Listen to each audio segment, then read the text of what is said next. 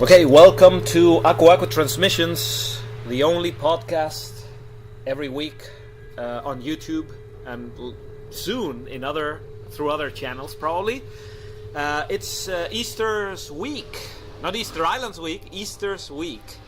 And the title of this episode is going to be Religion on Easter Island, Then and Now. I am here with my co-host, the one and only Esteban Manureva. Well, hello there. Happy Easter time from Easter Island. Happy Easter. That's hilarious. Yeah, well, today we given this special occasion of Easter time and given the fact that we are in Easter Island, we want to talk about the religious factors on the religious evolution on the island. You know, from the ancient to the rather new 100 years of religious cults that been propagating around the island. So it's really interesting. Yeah, of course. We were supposed to have a couple of guests, but both failed. One was Bruno, the other was Sebastian. Shout outs to them, even though they chickened out. Yeah, they chickened out. But anyway, right? I wanted to have a religious guy here because, I have to, obviously, in all honesty, I'm not religious at all, right? What about you? I don't follow any religion, but I am a man of habits. But I don't follow any religion. I consider myself an You atheist. strike me as more of a spiritual kind of dude than a religious kind of dude. Not in the Deepak Chopra sense, but yeah, of course. Yeah, definitely. Yeah. But yeah, I'm not a religious kind of person, right? Yeah, never will be. It would have been fun to have a religious person here, but anyway. So okay, let's start with some of the overview of the religion on this island. How do we define religion, or can we talk about religion in ancient times on Rapa Nui? What do you think? Well, mostly they were cults, I believe, more than religion, more than religious things, right? Like, for example, the whole idea of the cult. There was a obvious cult to ancestors, right? That's the main cult that throughout the whole events of the island always was kept true, right? You could go through the Moai, went to the Tangata Manu ceremony, which is pretty much a different venue for the same type of cult, right? Now then, since the mid 1800s, obviously people were Christianized, so that's a interesting change of beliefs. You know, that's an interesting thing, and and what I find mostly interesting is that how that affects today's behavior of people. Yeah. Today's way of seeing the world, you know? And what do you think? I mean, giving like a very simple overview of religion on the island, first human beings that arrived here had some religious or spiritual beliefs that are akin to other Polynesian beliefs, of course. Oh, yeah. As we know them. I mean, we have no way of knowing 1,000 years ago how exactly were the beliefs of Polynesians, but we have some clues, right? If you search through the most ancient things in different Polynesian islands, they kind of tend to converge towards the belief in forces of nature, gods, right? Yeah.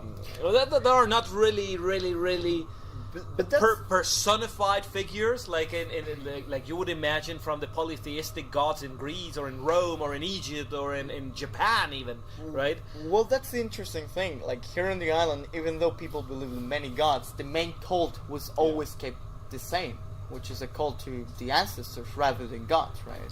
But it took secondary.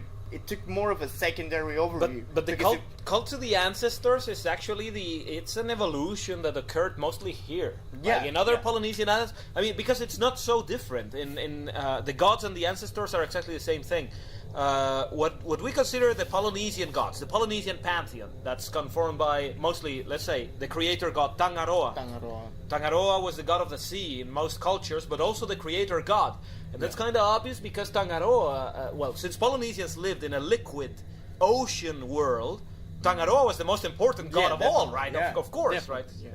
In other cultures, it's the god of the earth or whatever. No, in The this case, sun. or the sky, whatever, The the sky, sun. yeah. But here it was the god of the sea. So Tangaroa was the strongest god and the creator god. Yeah. And later you have other gods like Rongo, the god of fertility and of the crops and of the earth, like Rongo, called Lono in other islands. In Hawaii, it's called Lono. Lo'o, Ro'o, Rono, Rongo. Yeah, Right? There's a few phonetical different differences. phonetical differences. Yeah. Tangaroa is called Ta'aroa, Ta'aroa, or Tanaloa, but slight differences there. And then you have gods like Hiro. Hiro was the god of the wind and the rain, right? There was a chant that's been preserved to make Hiro rain. Yeah. So the Matavairoa or Hiro, the tears The of tears, Hiro, yeah. right? Yeah. And other gods that were important. I don't know. I'm kind of Rongo Tane was a very it's a very recurrent god in many Polynesian islands. You know, that's very recurrent. And then you have other oceanic gods like Hiva or Kiva, Kiwa, Kiva, Hiva, right? That was also a god. Haua was also a god. So there are different gods that are usually related to different forces of nature, right? That's an interesting thing, you know. But the gods are the ancestors. So just to wrap up the idea that the gods are ancestors of the royal families of the Polynesians, because obviously royal families are entitled to rule because they're descendants of the gods. Descendants of the gods. So they claim to be descendants of God Tangaroa, Rongo, Tane, Hiro. So they're still, even though they are gods and forces of nature, and so they are kind of worshipped as gods, but they are ancestors. Yeah.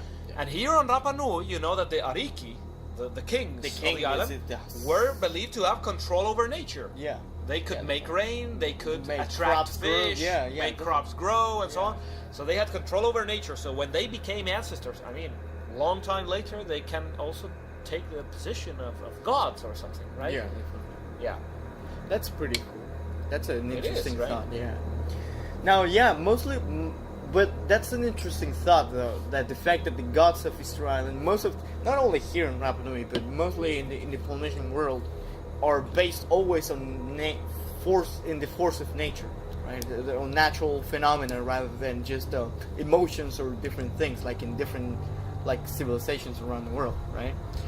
So eventually they came down to earth, and in the form of kings, in the form of royalty, and then the successors of that will be the same royalty of the island, which was kept true in, you know, the vast majority of the civic centers around the island were all cult figures, right? Yeah. That was the basis of the society essentially on Rapa Nui, right? Yeah. That formed the society centered in the hierarchies of the island, essentially the common living of people, which is really interesting. Yeah. Well, when we see it from that perspective, you know, on this island that obviously was far away and was not so much in contact with other Polynesian islands. I mean, Tahiti, that's right in the center of Polynesia, or very close to the center of Polynesia. That's actually Raiatea. Was in contact with other islands, so they received influence and also gave influence towards other islands. So there's lots of things going on over there. This island, Rapa Nui, did not so much, right? Yeah.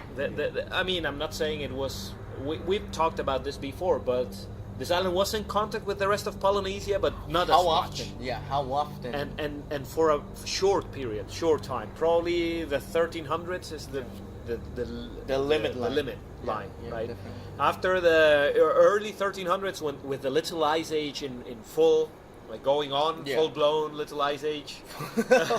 Full-blown. Yeah. So with that going on, it was impossible to continue in contact with the rest of Polynesia, and obviously things evolved here and changed, like within its own frame, right? and area and boundaries of this island, as a unique, lonely place without neighbors. So in that sense, there's this process of secularization that defines the entire society of the island.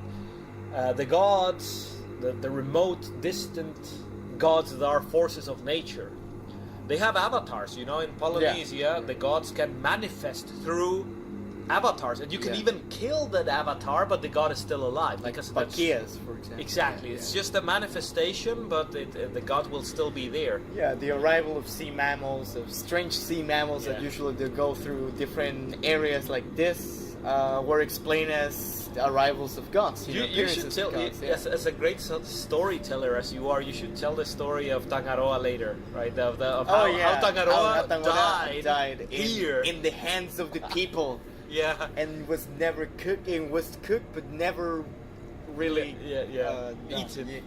Yeah, that's an interesting story. Though, because like you can. Okay, why don't you share that story? That's fantastic. With our listeners. So essentially, there was this conflated history between Hiro and the god of the wind and Tangaroa. There are many versions of it, but this is the one that I like the most. And they were trying to race into Rapa Nui from the other world.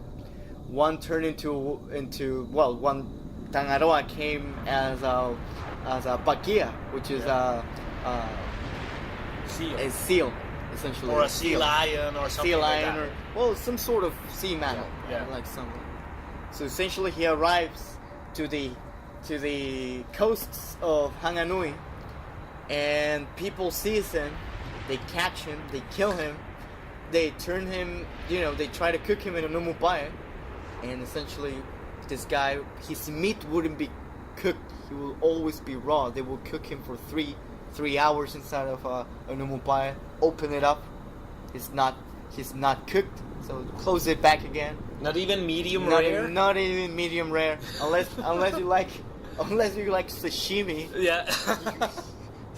they wouldn't do it. So essentially they pass his meat around in many different villages until they realize this is the meat of a god. We just killed a freaking god. That's an interesting idea. The idea of killing a freaking god. Yeah. Can you believe that? I mean, well, that's what happened on Good Friday, allegedly. Good Friday. I don't know why they call it. Easter. Oh my God. I don't know why they call it Good Friday. I mean, that's supposed to be the time when Jesus was killed. Yeah. I don't get it. You shouldn't eat meat, right? That's the idea. All right, it doesn't matter. Well, the thing is that legend of Tangaroa being killed by the Rapa Nui people, right? So he won the race, right? Yeah, he won the race, and he made it first, right? Okay, That was the whole idea. He came as a wind. Hiro came as a wind, and essentially this guy turned into a freaking seal.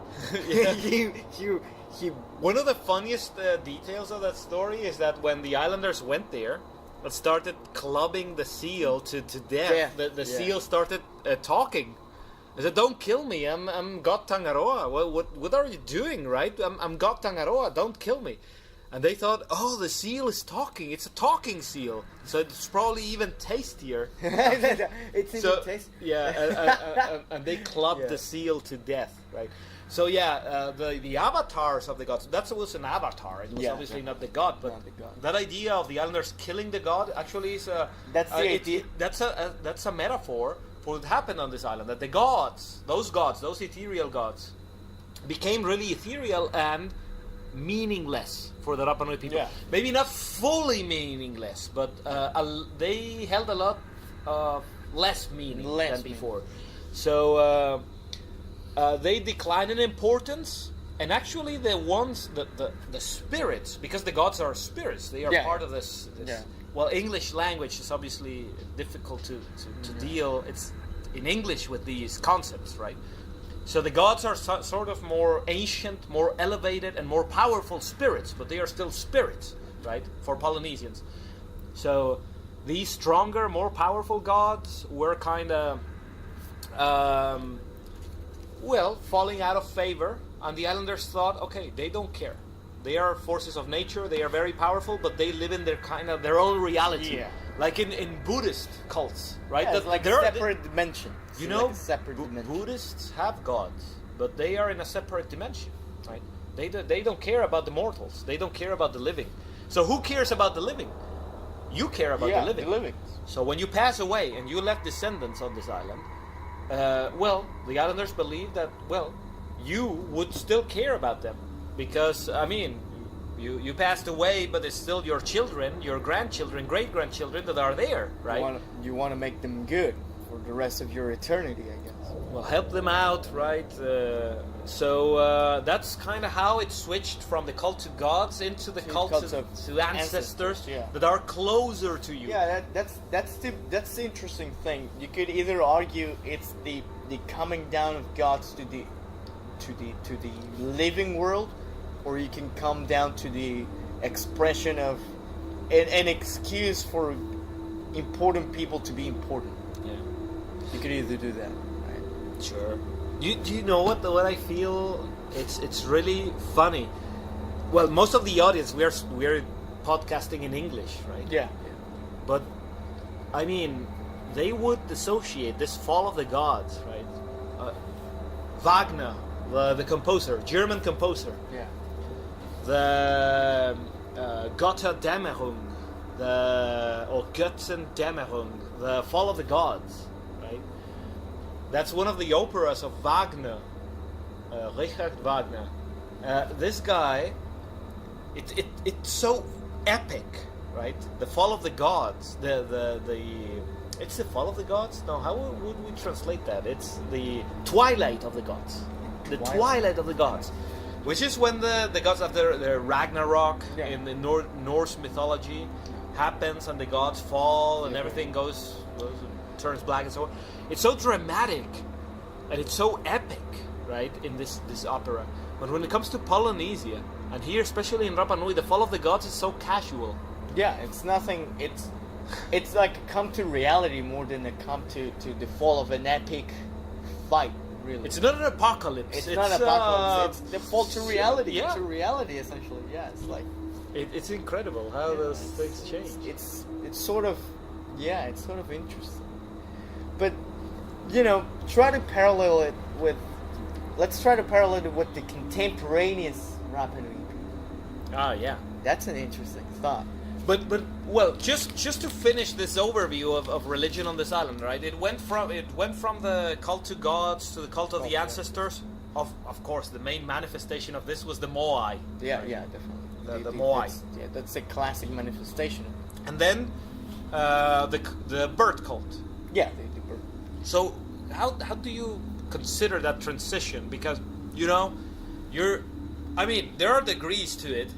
Yeah. You have in one end the anti-collapse people, let's say Terry Hunt and Carl Lipo, who are extremists in that sense. Yeah. They're extremists. Yeah, definitely they are. I mean, they believe the rats ate all the... Yeah. And then you go to the other extremity, and that's the collapse people. Yeah. Jared Diamond and but that's Paul Bond. By the way, Paul Bond wouldn't do the podcast with us. Wouldn't do it. We invited him, but he chickened out. Yeah. Totally chickened out. Yeah, sorry. Paul Bond, you're a wuss. Paul Bond, I challenge you. Next time you come to the island, or I can go to your place one day. Let's debate. And let's film it, and we will upload it to Aku Aku Transmissions. And I will challenge lots of things you say. Not everything, because there are a few things that you get right. But I'll challenge lots of the things that you say. It would have been interesting to have you here, but Yes. Oh yeah, definitely. So that's the other extremity, right? Yeah. So the extreme. So we are. The whole collapse idea doesn't fit with the narrative of the Tangata Manu. No, what I want to say is that we are in between in the spectrum. Yeah. But I am a bit closer to Hunt and Lipo in that sense of the anti-collapse, and I think you're a little bit closer to the collapse than me in that sense. No, I'm not really leaning more to the collapse. Why? Because I don't really believe that if everything collapses, if society completely collapses, you wouldn't be able to organize yourself in the way these people did in order to make. You're not a collapse guy. I'm not a collapse guy, but I'm not leaning to it either. I'm not leaning to either. Actually, in the last podcast, when we talk about collapse versus non-collapse, I actually said the contrary. My main belief is that probably people just changed But their idea. your idea of a post-contact collapse Yeah. has to do. For example, you said that you thought that the statues were toppled not in intertribal wars, but actually by the islanders not were necessarily true, not necessarily as a whole, but as a vast majority, I believe that like the main trend that follow that is the same diseases that were introduced as to them being toppled down. all right. As a revenge to the ancestors. Why am I saying this? Because this has to do a lot with the transition between the Moai cult with the bird cult. Yeah, definitely. So, but do you think then that the bird cult is a post contact and post? Because if you think that the Moai were still part of some sort of religious cult or spiritual cult after European contact. No, that's not true. And that due to epidemics, the statues were toppled because the islanders thought that the statues had abandoned them or something like that. That the spirits, right, or that were manifested through the statues, they considered that the statues were no longer manifesting the spirits. I don't know how you see it, so that's my question, right? So the thing is, the fact that these people, because obviously... Why did they topple the statues? And why did they transition to the bird cult? Well, the thing is, as far as I believe, is that probably this whole transition happened before in between the context, right? This whole transition happened before in between the context with the Westerners, right? But I don't really believe the necessity as a whole for the birdman cult, for the Tangata Manu bird, like the Tangata Manu cult itself, began as a cult necessity, but as a more social structured necessity to change the social structure of the island rather than going from monarchy to a meritocratic society, trying to find a new leader. So I think the transition began as a more political influence transition than a cult-like transition, because the first statues to be seen toppled down were seen later rather than early, like for example Jacob Roggeveen or Felipe González de Ayala, for example. 1774 is, James Cook talks about, the first statues being toppled down. James Cook, definitely. Yeah, Before him, there's no evidence of any fallen statues. So that's the thing. So I believe that something happened between either 1770 and 1774 that triggered people to topple down statues. I'm triggered by it, man. I'm triggered by what you're saying. Yeah, I know you're triggered. I can see your triggered face by it. Yeah. But essentially, I believe that the first transition to the Birdman cult rather actually began for more of a political influence decision more than a cult-like decision, because otherwise the statue would have been toppled down a lot earlier than that. At least that's how I see it. And that's my interpretation. So why were they toppled? Well, tribal wars as a part, but not as a major part. Probably the introduction of diseases. I see more of a logical trend to it. That doesn't mean that actually happened, but I see a more logical trend to it in the sense that the introduction of diseases must have the biggest influence on the decisions of people, right? The high mortality of people, the fast-paced mortality of people, the killing, the very specialized people that died, and the pandemic diseases that took over the island actually screw up a lot of what they probably did on a psychological level. Probably screw up a lot of the cults, and as a way of revenge. Actually, that's something really interesting. I was just at the That's where I wanted to go. A sort of revenge. Sort of revenge. Yeah. Can you kind of develop? Yeah. Well, I see it this way.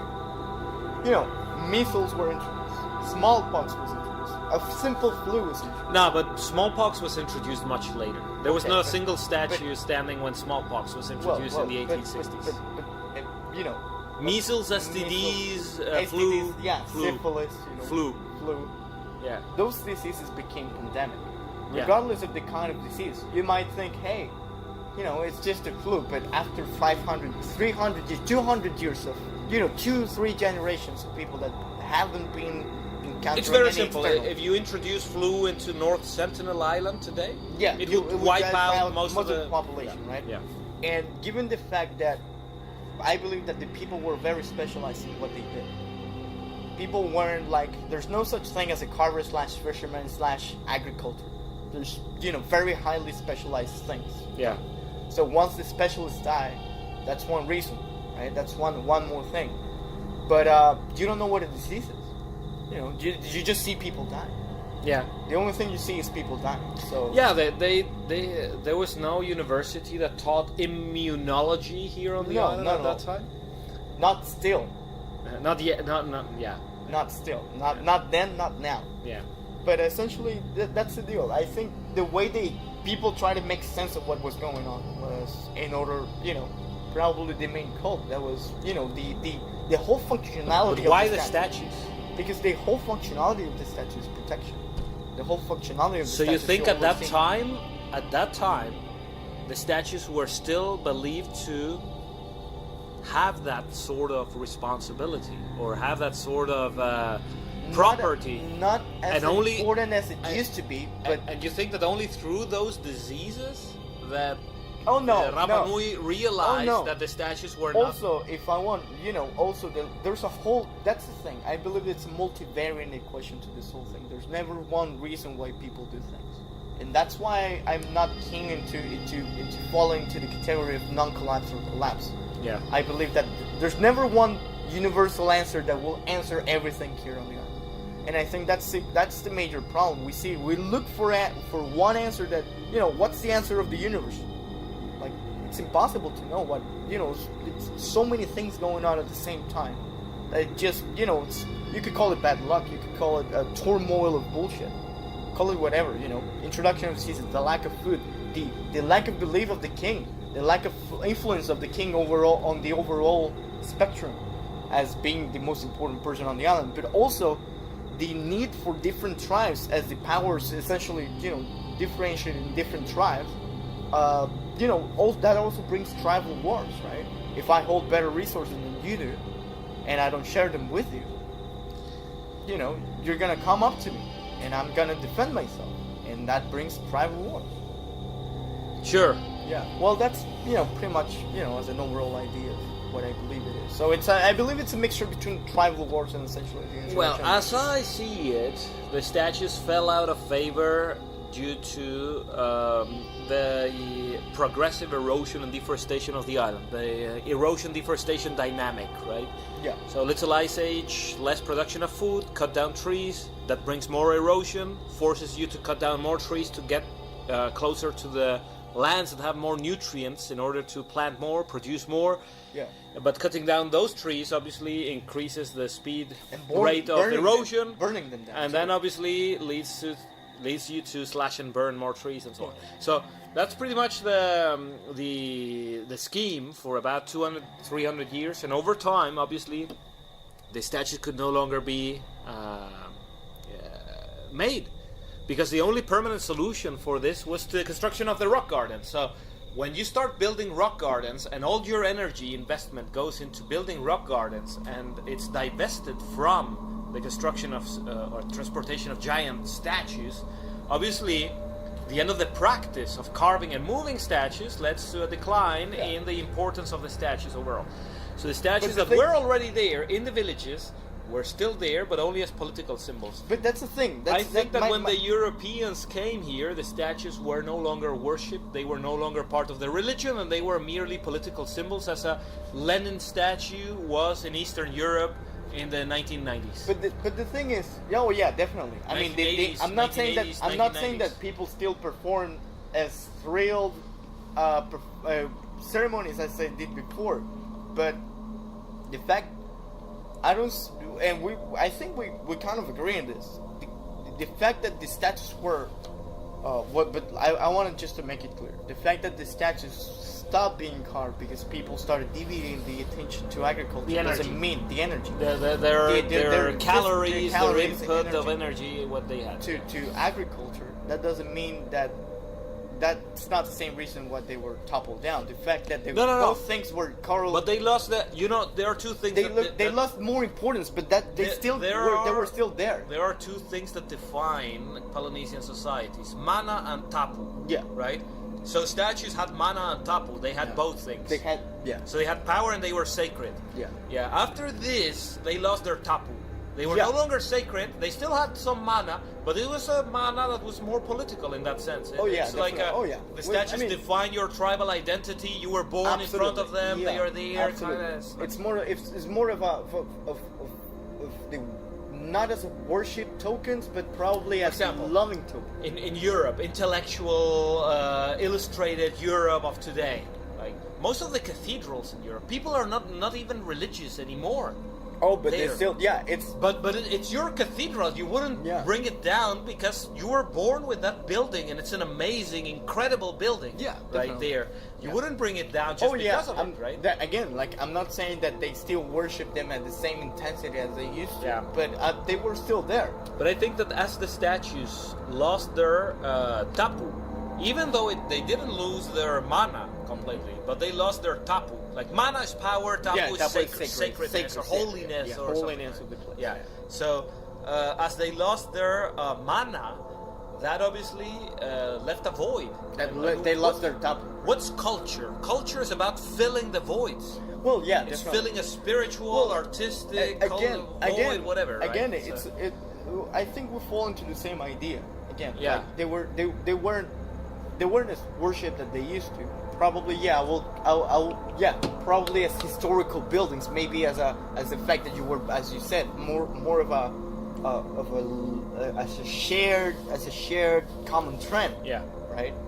And that's why I believe But again, even though the Tangata Manu ceremony filled the void, that the emptiness that the Moais left.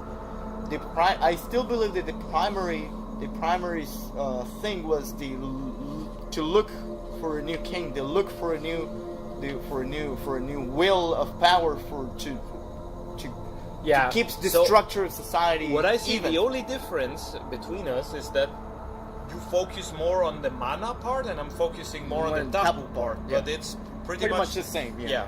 We agree on the same thing. So in that sense, I think that as the statues were declining, there's a very gradual, over the course of maybe 4 or 5 generations, switch in which the bird cult that was small at first was probably invisible. It's like the dinosaurs, right? When the dinosaurs were there were already some mammals that were the size of a small mouse, right? And when the dinosaurs became extinct, mammals grew and became rhinos and elephants. Definitely. I mean, the focus was completely changed over time, right? Definitely. The main cults, even though remained to be the ancestors, the Moais weren't really that main source of cult. So it's the manifestation. The only thing that changes is the symbol, right? Yeah, the symbolism behind the cult. It's still a cult to the ancestors. It's just that now the symbol is no longer the statue. Yeah. The symbol is the birds. Birds, yeah, right. Definitely. So that's a transition towards the bird cult, in which it was believed that the birds connected the spiritual world with the world of the living, right? Yeah, we agree on that perfectly. Yeah. So we don't want to spoil that much for you guys. Yeah, no, I mean, you can read about it everywhere, and if not, come to the island, and we'll be ready to answer your questions. Yeah. Anyway, so the bird cult.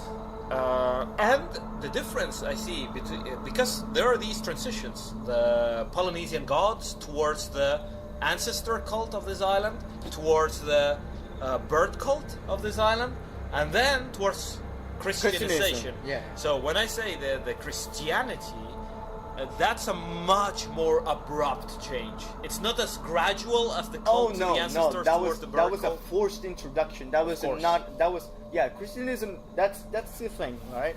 Not to mistake the fact that they naturally gradual evolution towards the Tangata Manu ceremony as a difference from the abrupt change of the brainwashing of people of missionaries that came to know. That's something completely different. That's like compelled speech I'm clearing my throat for this. Well, but who should start with this, right? Would you like to start with how do you see this transition? We can say, well, maybe it was a collapse of older beliefs into, or I don't know. Well, you can still. That's a crazy thing, and maybe you can. Maybe I'm. You can clear on this to me a little bit, but the fact that I see a lot of syncretism between the old cults that once were used for different ceremonies, for different purposes, now used into Christianity. Yeah. So it's somewhat, even though it's a forced thing, because people were essentially, secluded and essentially just brainwashed to Christianity against or with their will, But you can still see the remnants and the adaptations of the old cults into the Christianism, right? So that's what I think. That's under my perception. That's one interesting thought about missionaries and how they adapted the Christianity, Catholic, and Judeo-Christian societies, call it whatever, into the local, to Rapa Nui culture. Well, that's a very interesting thing. So that's why I don't agree with the brainwashing term. All right. Yeah. Yeah. Because All right. Rapa Nui people were not stupid. No. They were smarter than the missionaries. But they were forced. How? It was just like 4 missionaries that came here. It was like 4 people. Well, like, how could they force? Even if the islanders. I mean, all right. Let's give a little bit of context of the situation. Right, Rapa Nui people that were still at the bird cult period. All the statues had been toppled already. Yeah. So they were at the peak of the bird cult period, 1840s, 1850s, and then towards the end of the 1850s. Yeah. A notable king called Nga'ara passed away in 1860. King Nga'ara, Ariki Mau, Nga'ara, Ko Nga'ara. All right. Couple of years after the death of King Nga'ara, there's slave raids. Yeah.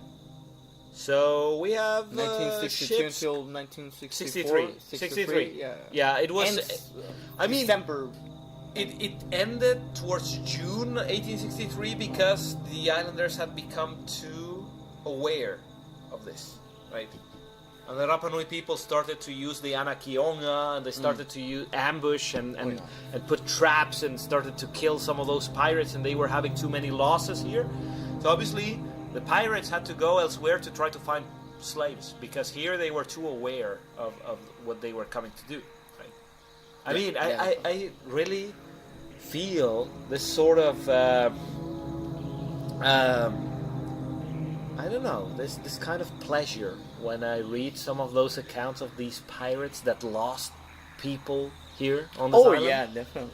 They had it coming, man, and they were eaten. But they were killed, slain, tortured probably, and eaten, and they had it coming, man. And it's one of the fun things that I like whenever I read this, these accounts is how the Rapa Nui people really managed the situation whenever the encounter happened. Even though in the beginning it was a little harsh, then the Rapa Nui people set the rules for the. Yeah. They always set the rules for the essentially the context and how the contexts were happening and how the exchanges were happening. So that's really cool. Yeah. Well, but anyway, so about 1,400 Rapa Nui out of a population that had already been diminished by diseases. By not smallpox. What we said before, measles STDs, and flu. It was probably a population of 4,000 people. It's like most of the ships that came to the island estimated it as a maximum of 4,000 people here on the island in the 1800s. Mm-hmm. It's always like 4,000. Yeah. It's like the common ground, and it's like everybody believed in it back then. So okay, all of these things happened, and 1,400 people were taken away as slaves in I don't know, a period of about 8 months, Yeah. 1,400 people are removed from the island, taken away. And in the late 1863, a few of them returned. After the slave things ended in Peru, because obviously slavery was illegal in Peru.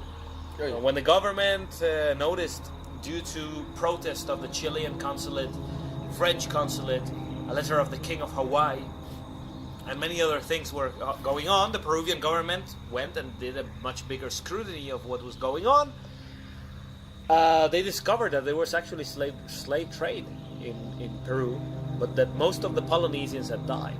So they sent the survivors to the island. The survivors came to the island and brought smallpox. Yeah. And they brought smallpox, and smallpox decimated the population. So there was a first attempt 1 year later, 1864, by this French guy, French, Eugene Ayrault, right? And this Ayrault guy is there's a school that has Eugenio Ayrault.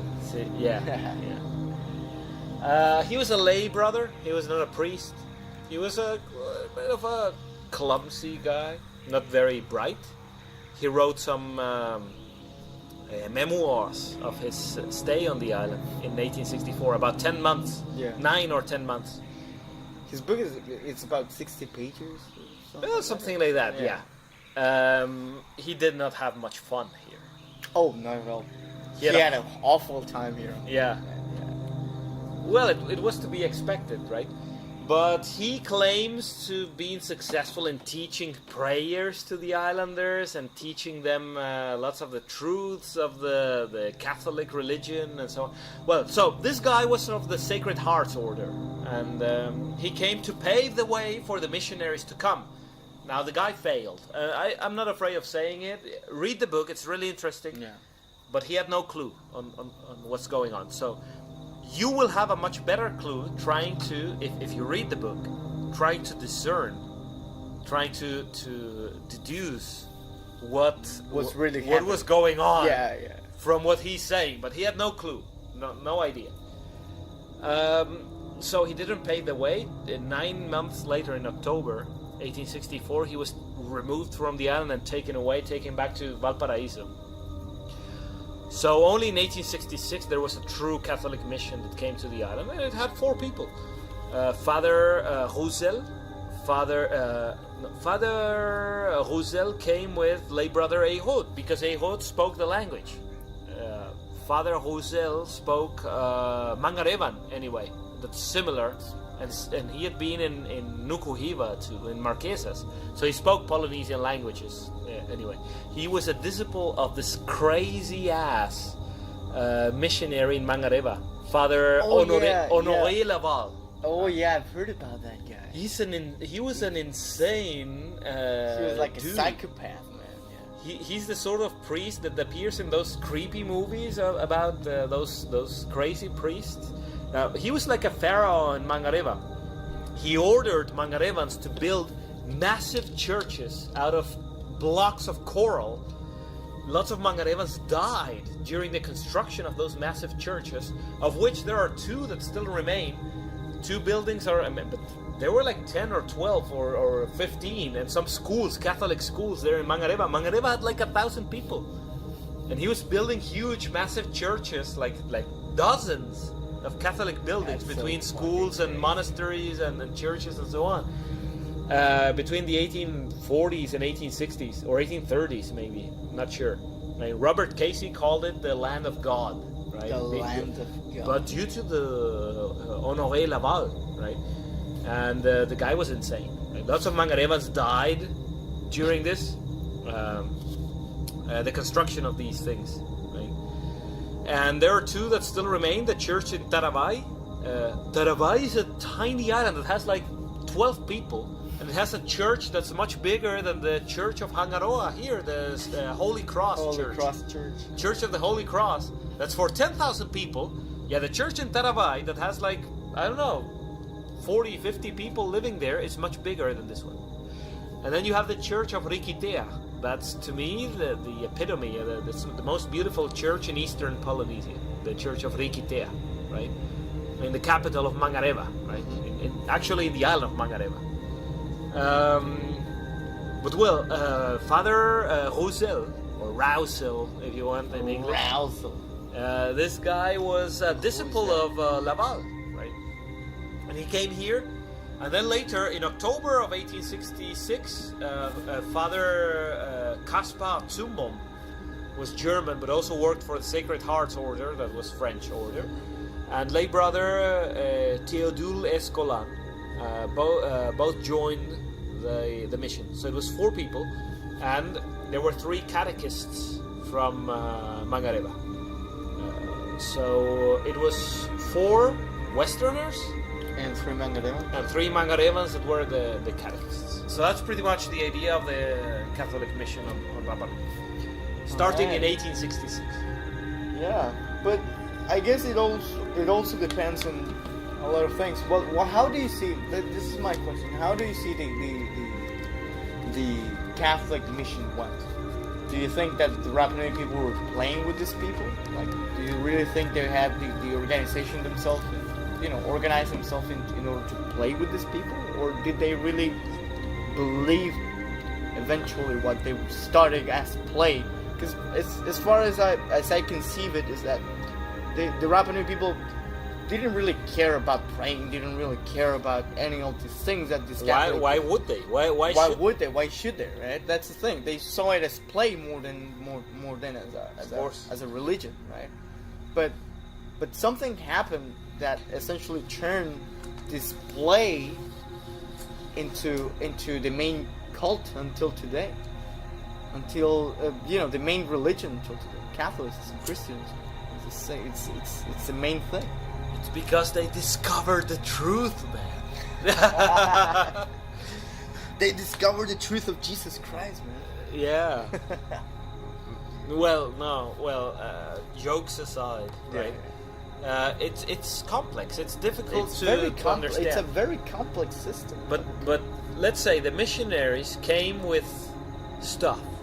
It's not like it was just a guy that came in a robe and started preaching Jesus Christ. It's not like Jesus Christ actually appeared by himself, no. I mean, this is not Jesus Christ's superstar movie. It's not the guy in the robe that went into to the top of Rano Raraku, also known as Rano Roratka. Rano Roratka, National Park. That's from Eastern Island. Yeah, no, it's not like he went to the top of the mountain and started preaching, and then the commandments fell down, the 10 commandments in tablets. We had Rongorongo tablets, but not actually God-given tablets, right? That's a different thing. Yeah. So it was not like that, actually. But missionaries came with stuff. Yeah. Imagine today, missionaries appear in a poor community. And they appear with lots of iPhones in a poor community. Let's imagine whatever. I get the idea. So essentially, and they arrive with iPhones, but they'll just give you the iPhone if you behave and if you learn your prayers and if they see you're a good Christian. And besides iPhones, they have iPads, iPods, and they have all the things with the damn Apple. So they train people. Well, now we know those things are crap. Yeah. Right. What happened to your Apple phone? Oh, dude. I was camping out in Boike. I spent like 2 nights over there, and my fucking iPhone died from the humidity. It didn't even rain. It was a good sunshine day. It was a beautiful... Man, what were you doing in there? What were you doing in your tent? I'm not gonna say what I was doing in my tent. That's private information. Classified information. The books are classified, but essentially it fucking died. That's literally what it happened. Man. Well, all right. We know those Apple things are crap. Bullshit. But anyway, the local people don't know that, and they want it because it's new, it's shiny. New, it's different, it's shiny, it's exotic. It's exotic. Yeah. People want exotic stuff. Yeah, definitely. I mean, look at this Justin Trudeau guy from Canada that goes to To India and dresses himself. No, but that's a complete. Yeah. No, that's a segue. That's a good segue though. But Yeah. No, but I'm kind of using the comparison, man. People like exotic stuff. So. Yeah, they like shit that they don't have. Yeah, of course. Definitely. So, get here. It was not iPhones back then, but they had. What did they have? They had wood. They had nails. They had trees, fruit trees. They had rams. They had goats. They had all the animals, right? They had lots of stuff that obviously people on this island had never seen before, and they were willing to give them up as a reward. This is your reward for being a good Christian. So then other Rapa Nui see that this one guy that kind of allowed himself to be converted was getting lots of stuff and they did not have it. So it's like, oh, what should I do to have that thing, right? Yeah. I want that. I want the same thing. In a specific way. And they have it. So should I steal it? Should I take it? Should I just kill these people? The islanders had already had lots of trouble with foreigners. So the big question always was, okay, we had these ships that came here, kidnapped lots of us, killed lots of us here on the island. What if we kill these foreigners? Maybe these ships will return and kill us all. They will slay us. They will shoot us. They will. They saw the retaliation on their. They were afraid. I mean, and it's the smart way to think, right? Definitely. I mean, you foresee the future. So you think, well, I should not kill the guy to obtain it, but what does the guy want? What's this guy doing here? What's Father Rosel doing here? What's lay brother Eiro? What's this other Zumbom and Escolan doing? What do they want? Are they just want me to memorize some strange words in Latin? No, I can do that. It's a challenge. It's a patautau. Yeah. Right? Yeah. So they would go there and try to learn it and That's get rid of dangerous. their pagan stuff, right? Get rid of their kabakabas, get rid of their rongorongos. So And then they will get in exchange all of these other things. I don't want to quote Kathy Newman, but so you're saying. Please do. She's one of the intellectuals of our era. That's a 21st century intellectual. So you're saying that people gave up their beliefs to a better quality of life, and that's how they turned them into essentially this whole thing. Rapanui people did not believe that crap. Oh no, they didn't. Well, whether they did or not, it's inconclusive. They pretend to believe it. Yeah, definitely. They pretend to believe it to obtain this. Now, what happens, right? You can pretend to believe that for 10 years, right? Yeah. But then you know that believing, or pretending at least to believe that, gives you stuff in exchange. So the challenge that the missionaries had was to keep the permanent influx of goods and to the continuous reward towards those Rapa Nui until they can infuse the fear factor in them. But you don't now, really... if you give up these new beliefs that you have, then you'll go to hell, right? But you don't think? I know this is a very interesting thought, but if you look at the abyss for long enough, the abyss will look into you, right? So Friedrich Wilhelm Nietzsche. Yeah. So, do you don't think that people pretended so long until they actually? That's believed it. That? Oh, I mean, over time, maybe even the first generation did not. Yeah, no, but no. When they They had children, right? And what will they teach their children? They won't teach them the old ways, but they teach them because the they know way that how to survive. I mean, They know that ways, in order to survive and have a good quality of life, you need to do this because the old days are gone. The old ways proved ineffective. Exactly. They brought you piracy, smallpox, slave raids, all of that. So, with these missionaries, and you first-hand account, first-hand experience, right?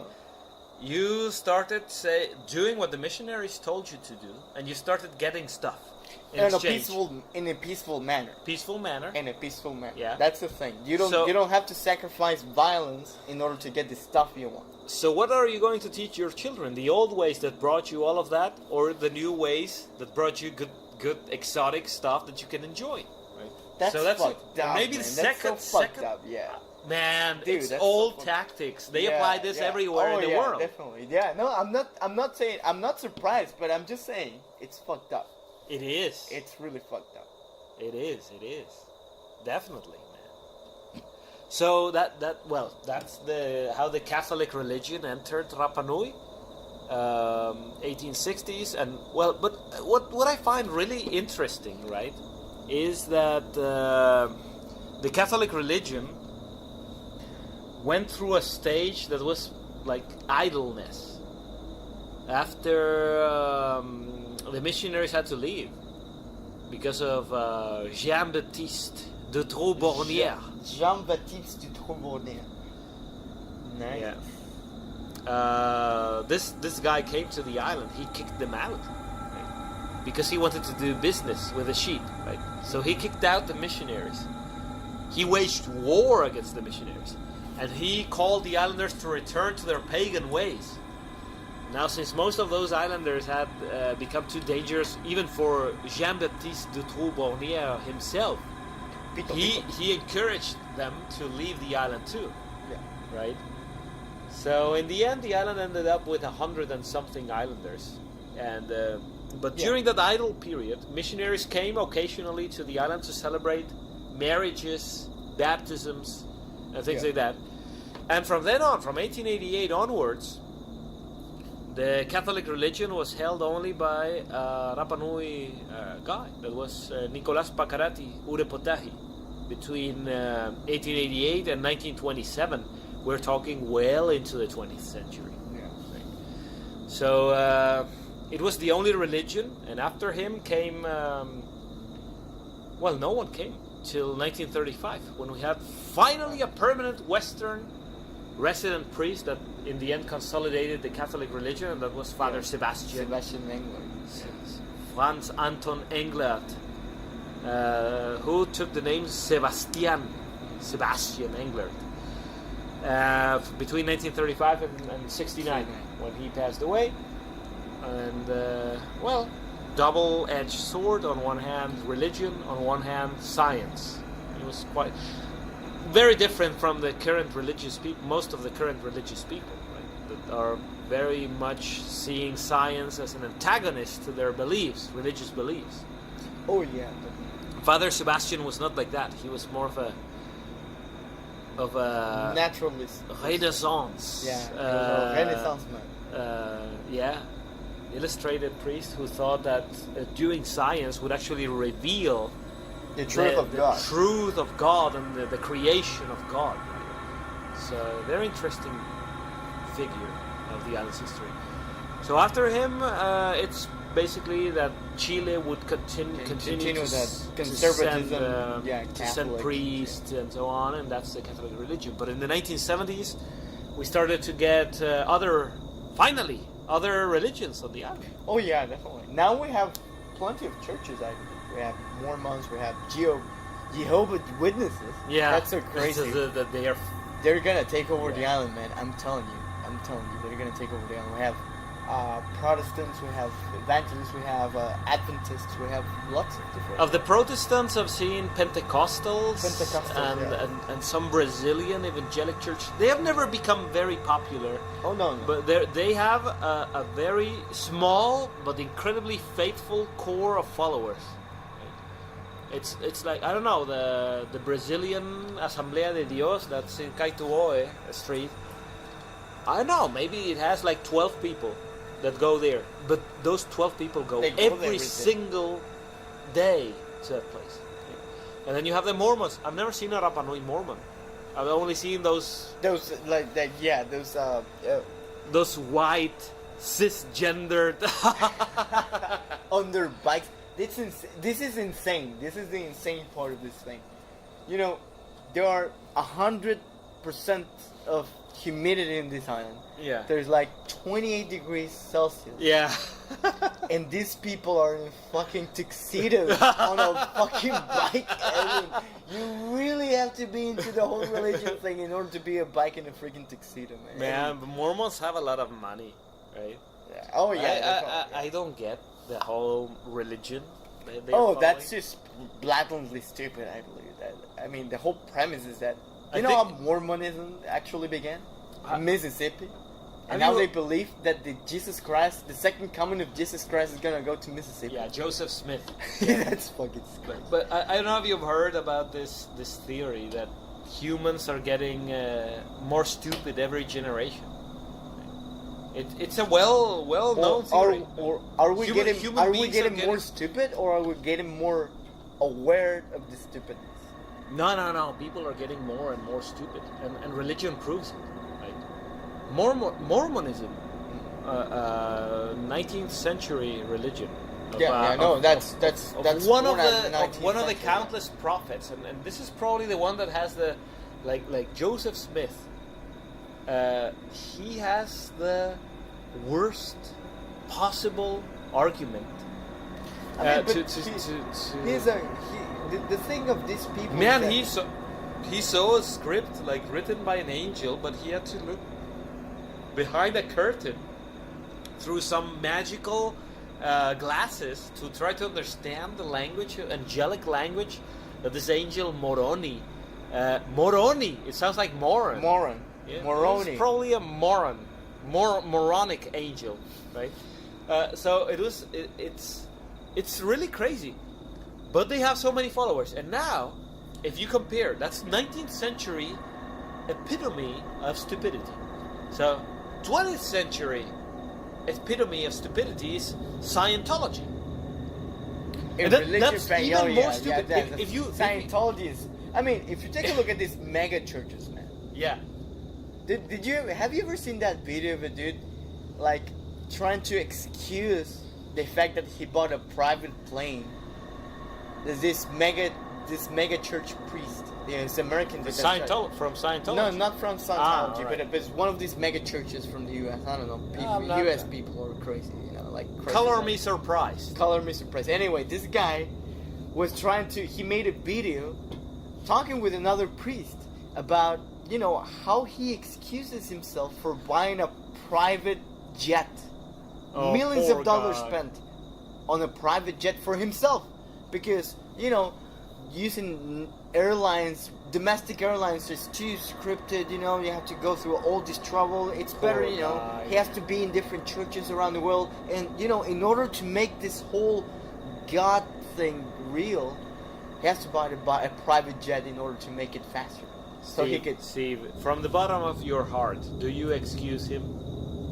Poor guy, man. Dude, I will. Man. If he was here, I will totally put him in a fucking umupain. Fucking guy out. Good luck. He lives in the 21st century, man. Good luck, dude. Good luck for him. If civilization suddenly ended and we turned into a cannibalistic. The zombie apocalypse finally gets here, and we turn into the Walking Dead society. Those were the first people. Those would be the first people to die. Oh, do you think so? Yeah, definitely. I don't really. Those priests. Those priests? No. I believe those people are smart. They're stupid in their ideology, but they know how to control masses. Man, but anyway, he will be Negan. Scientology. Fortunately, we don't have Scientology on this island yet. Oh, the day we do, we're gonna be doomed. The day we do. No, man, I'm just gonna start those Einsatzkommandos really. I'm gonna start a paramilitary. Yeah, no, definitely. Yeah. We cannot allow that to happen. In Chile, they already exist. Oh yeah, Scientology. There's this. But Chile. One of the worst singers in Chile. This guy called Alberto Plaza. The guy can't even sing, but he's sort of famous, and he lived in Miami. He's sort of this crap load of people that were developed by this show Sábado Gigante. By Francisco. By this insane guy. Mario. Yeah. Dude, what the hell is that? Well, in Chile we have shitty singers. And when it comes to the Jehovah's Witnesses, they are also following some other fake prophet from the 19th century teachings and so on. Oh yeah, definitely. Everything. To a certain extent, I've already said I'm not religious. I'm sorry if I offended anybody, but there's no right not to be offended, so I don't really care in the end. Yeah. but anyway, right? So I hold a some respect towards the Catholic religion, because I mean it's pretty old. They have not followed like recent the fake prophets like from the 18th century, 19th, 20th century, these other religions. They have followed their traditions for a long time. It's like a traditional thing. It's same with the evangelic Christians that follow Luther. Like Luther is okay. more Luther is contemporary. 16th century, but Luther said that actually it was the Catholics that distorted the true ancient scripts. So he's still basing his stuff from 2,000 or 4,000-year-old scripts, right? And even though I think that all of those things are works of fiction, anyway, I think that from a traditional perspective, it's more respectable. But all these 18th century, 19th century, 20th century crap. I get what you're saying. I mean, at least invent a new religion, but why would you kind of... The spaghetti monster. A new original thing. Spaghetti monster. I mean, that's a lot more, has a lot more merit than Joseph Smith. Yeah, well, I don't know. Like, I guess that today's, to make a parallel of people. How many Rapa Nui are Catholic? fallen? No, Catholic is like how the much? main religion. That's totally 70%, 70, 75, maybe. Yeah. I think the second one might be Jehovah Witnesses. No, probably evangelics. Evangelics? Yeah. Yeah, but probably second. But maybe just the third, because it's- between the second and the third one, it might be like Jehovah. It's just because the Jehovah Witnesses go to your place every Saturday. But I know a few to- Rapa Nui people, or at least Rapa Nui descendants, are very, very into I think the there whole are more thing. evangelics, right? And then it's Jehovah Witnesses, and then we have the Mormons, but the Mormons Most are are just all Freud people. Yeah. They're not Rapa Nui. they're just the elders. Yeah. There's these 20-year-old elders. Sometimes we see them. Yeah, but again, like people today, and falling a little backwards to the whole idea of religion in Israel, you can see the syncretism. You can see the adaptation of old cults that, or old ceremonies, not cults, old ceremonies performed for cults that were completely unrelated to the Catholic religion, completely unrelated to Christians, done today for them. You see it every month. You Yeah. see almost every week. That's why I think, like, in order to summarize this, that we cannot talk about brainwashing. First, because what I said before, but also Well, because it's a very Rapa Nui way of being a Catholic. It's a very Rapa Nui way of being even an evangelic. I'm not sure about the Jehovah Witnesses. I don't know if they are like a Rapa Nui version of the Jehovah Witnesses, because I don't talk to them much. Sometimes I invite them, but it's funny because we only talk about religion, and I love to talk Darwin with them, like evolution and that. And they're more it's funny. open-minded. No, I talk Darwin with them, and they kind of get really. They don't have the answers, right? If Well, they think, they do. They just. they all just- think. Do you know? They think that the world was created just like this. So Yeah, I yeah. wonder. So after the fall of man from paradise, right? Everything went wrong and terrible. And so on. Rapture is gonna come back soon. Yeah, no, but the point is, right? If all the things that exist now existed in paradise at some point, why do tigers have teeth? Why do tigers have claws? Why do I'm not. animals have because everything was perfect over there. So, well, if tigers didn't kill anything, why did they have all? Why did they adapt it to the? Anyway. Yeah. Whatever. Yeah. I know. Well, I think we've talked too much about this. Yeah. It's been like an hour, but it's a very long thing, right? Yeah. It's a very long subject to cover. But one last question: do you think that these ceremonies are performed for social purposes in order to congregate more people, or do you really think it's the Rapa Nui way of like, for example, making curantos umupais for communities? I see them more as a social congregation more than a belief based on belief of ancient culture. Have you talked to elders about their beliefs, about their religion? Well, some of them. Yeah, I wasn't there into all. I wouldn't dare talk to him. No, I mean not really going to contradict them or anything, No, but just to ask them Yeah. about their No. beliefs. Some people are they really do believe in God. Yeah, they really they believe. do. They're very, very keen into the Bible, and they follow Yeah, every it's single incredible. word. It's Yeah, yeah. yeah, definitely. So they They're ended up convinced. believing. They're very convinced. Now, why they do it's a completely different thing, and that goes into the deepest trenches of human psyche. Yeah. Why they do? Why do they believe in that? Right? Do they truly believe in that? Well, but then we go into the free will thing, and that's a discussion. Well, as long as you act it out, I believe you do. That's they act it out. They don't only say it; they act it out. Best So- liars are the ones that believe their own lies. Oh yeah, definitely. Well, anyway. Well, that anyways. was really fun. Yeah, You know, it was a fun podcast. I hope you enjoy this one Yeah. for Easter Day. Easter Day on Easter Island. Happy Easter to everybody. Although I'm not quite religious, but anyway. All right, so write your comments down there in the video. Subscribe a lot. Subscribe to the channel and write your comments. Any topic you want us to cover. As long as it's not how they move the statues, we'd be happy to do it. Right? Yeah, definitely, of course. Well, thank you very much. It was a pleasure. I'll see you on the next podcast. Farewell. Goodbye.